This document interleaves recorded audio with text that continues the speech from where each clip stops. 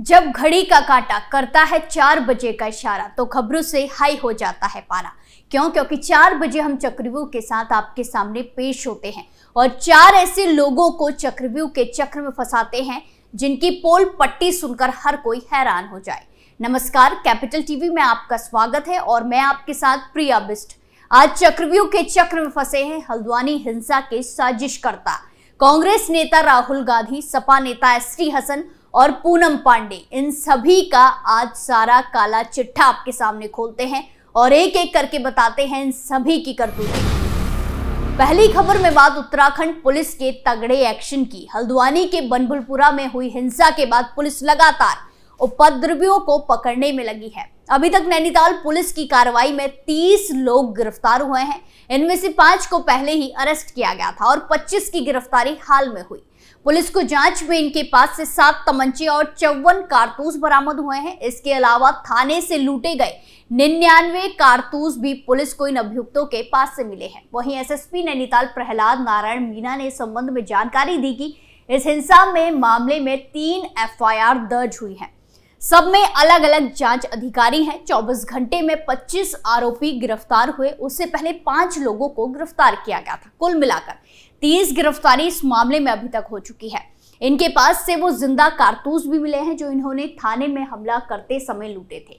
बाकी गायब कारतूसों को बरामद करने की कोशिश की जा रही है। मुख्य आरोपी को पकड़ने का भी प्रयास चल रहा है। जैसे ही वो पकड़ में आएगा इसकी जानकारी दी जाएगी। वहीं आपको बता दें कि गिरफ्तार किए गए आरोपियों के नाम जुनेद, निजाम, महबूब, शहजाद, अब्दुल माजिद, शाजिद, नईम, शाहनवाज, शकीर अहमद, इशरार, शानू रईस, गुलराज अहमद, रईस, मोहम्मद फरीद, जावेद पुत्र अब्दुल हमीद, मोहम्मद साद, मोहम्मद तस्लीम, असलम हसन, शाहरुख, अर्जना, रिहान, जिशान माजिद हैं। वहीं एसएसपी मीणा ने यह भी जानकारी दी कि अब हल्द्वानी में धीरे धीरे सब कुछ सामान्य हो रहा है। हालातों पर नियंत्रण पा लिया गया है। यातायात सामान्य ढंग से चल रहे हैं। एग्जाम कराए गए जिसमें अटेंडेंस काफी सही रही।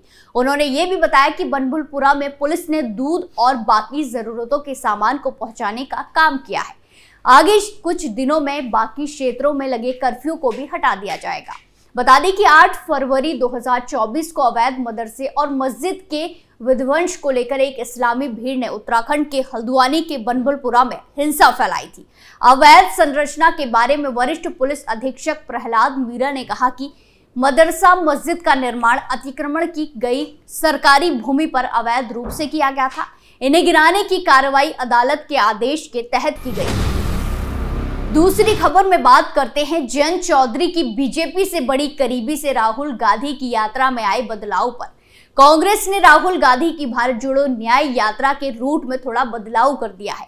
राजनीतिक हलकों में इस बात की चर्चा तेज हो गई है कि पश्चिमी उत्तर प्रदेश के समीकरण बदलने से राहुल गांधी की यात्रा में बदलाव किया गया है। जहां जयंत चौधरी की बीजेपी के साथ करीबी बढ़ रही है जो इंडिया गठबंधन का एक हिस्सा थे। पश्चिमी उत्तर प्रदेश में राष्ट्रीय लोकदल और बीजेपी के बीच बढ़ती करीबी का असर कांग्रेस के इंडिया अलायंस पर पड़ रहा है। यही वजह है कि राज्य में राहुल गांधी की यात्रा का रूट बदल दिया गया है। नए रूट के हिसाब से राहुल गांधी कई जिलों में अपनी न्याय यात्रा के साथ नहीं जाएंगे। उत्तर प्रदेश में कांग्रेस की न्याय यात्रा 16 फरवरी से शुरू होगी। प्रधानमंत्री नरेंद्र मोदी द्वारा चौधरी चरण सिंह को भारत रत्न से सम्मानित किए जाने के बाद से आरएलडी और बीजेपी की करीबी और ज्यादा बढ़ी है। खुद जयंत चौधरी बोल चुके हैं कि वो अब किस मुंह से इनकार करेंगे। वहीं इंडिया गठबंधन का हिस्सा थे लेकिन बीजेपी के साथ उनकी करीबी के बाद पश्चिमी उत्तर प्रदेश का समीकरण बदलता नजर आ रहा है। माना जा रहा है कि इसी वजह से राहुल गांधी को अपनी यात्रा का रूट शॉर्ट करना पड़ा। बता दें कि कांग्रेस नेता राहुल गांधी मणिपुर से कांग्रेस की भारत जोड़ो न्याय यात्रा लेकर निकले थे। वो इस बीच असम के साथ साथ उत्तर पूर्व के राज्य पश्चिमी बंगाल और बिहार होते हुए झारखंड गए। इसके बाद उनकी यात्रा उत्तर प्रदेश पहुंचेगी। राहुल की यात्रा न सिर्फ रूट कट किया गया है बल्कि यात्रा के दिनों को भी कम कर दिया गया है। मसलन यात्रा अब 21 फरवरी को समाप्त हो जाएगी। राहुल गांधी 16 फरवरी को चंदौली के रास्ते यूपी में न्याय यात्रा लेकर प्रवेश करेंगे। अगली खबर में बात सपा नेता एसटी हसन की, जहां समाजवादी पार्टी से सांसद एसटी हसन ने उत्तराखंड के हल्द्वानी में भड़की हिंसा पर विवादित बयान दिया है। एसटी हसन ने कहा कि पाप का घड़ा भर गया था, इस वजह से ये ब्लास्ट हुआ है। उन्होंने कहा कि मज़ारों और दरगाहों पर लगातार जो कार्रवाई हो रही थी उसकी वजह से लोगों में रोष था। बता दें कि सांसद उत्तर प्रदेश के मुरादाबाद से समाजवादी पार्टी के दिग्गज नेता और सांसद डॉक्टर एसटी हसन एक बार फिर अपने बयानों के वजह से सुर्खियों में है, चर्चा में है। एसटी हसन ने हल्द्वानी में हुई हिंसा पर कहा कि पाप का घड़ा भर गया था, इसीलिए ब्लास्ट हुआ है। हल्द्वानी में बुलडोजर कार्यवाही के बाद उपद्रवियों ने जो पथराव किया है उस पर अपनी प्रतिक्रिया दी है। सपा सांसद का कहना है कि दंगा अचानक नहीं होता है, जब सब चीजें इकट्ठा हो जाती हैं, यानी जब पाप का घड़ा भर जाता है तो ब्लास्ट ही हो जाता है। वहीं एसटी हसन ने अपने बयान का बचाव करते हुए कहा कि उत्तराखंड के अंदर पिछले 6 महीने से छोटी छोटी चीजें हो रही थी, जिससे वहां के लोगों में काफी रोष था। मज़ारों को डिमोलिश किया जा रहा था, दरगाहों को तोड़ा जा रहा था। इसके पीछे वजह बताई जा रही थी कि ये सभी जंगल में है। हसन ने आगे कहा कि 200 साल पुराने मज़ारों को तोड़ दिया गया। दंगा अचानक नहीं होता, सब कुछ इकट्ठा हो जाता है तब होता है। हालांकि इस बयान के बाद हसन ने कहा कि दंगा नहीं होना चाहिए था, हम तो यही चाहते हैं शांति रहे और कानून के हिसाब से अपनी बात कही जाए। कानून को हर किसी के साथ इंसाफ करना चाहिए। वहीं सपा सांसद ने आरएलडी प्रमुख जयंत चौधरी का एनडीए की तरफ रुख होने पर भी अपना बयान दिया है। सम्मान तो मिला ही इसीलिए था, इससे पहले तो कभी किसी ने सोचा नहीं।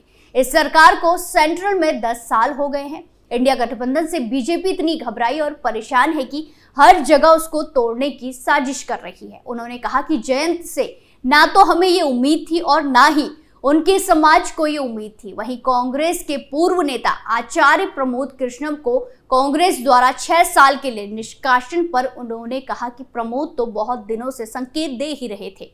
हसन ने कहा कि इसीलिए उन्होंने पहले ही कहा था कि वो बीजेपी में शामिल होने वाले हैं।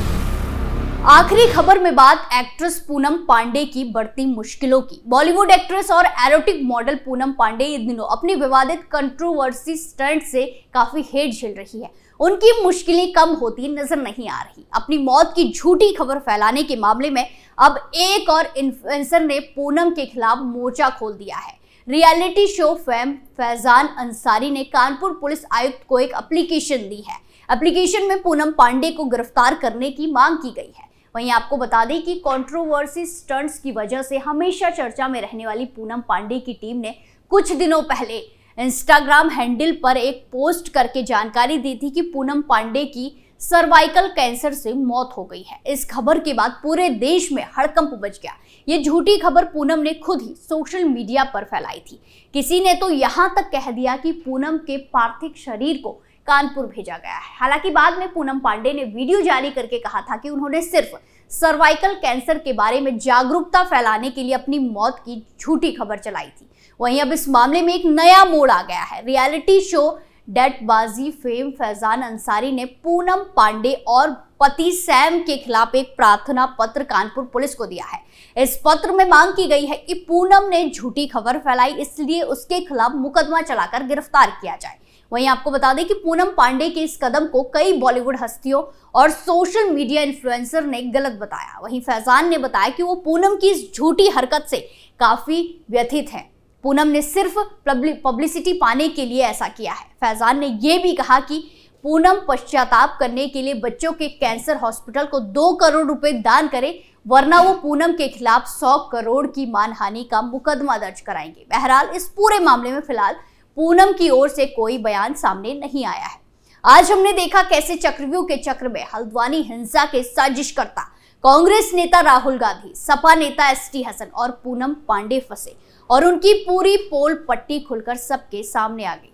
चक्रव्यूह में फिलहाल के लिए इतना ही, फिर पेश होंगे सनसनीखेज खुलासों के साथ। बाकी तमाम खबरों के लिए देखते रहिए कैपिटल टीवी उत्तर प्रदेश। नमस्कार।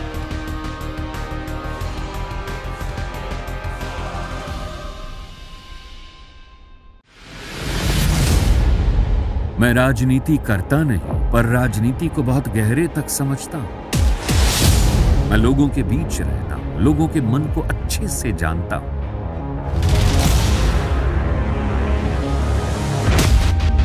पब्लिक और पॉलिटिक्स की हर नब्ज को खूब पहचानता हूं।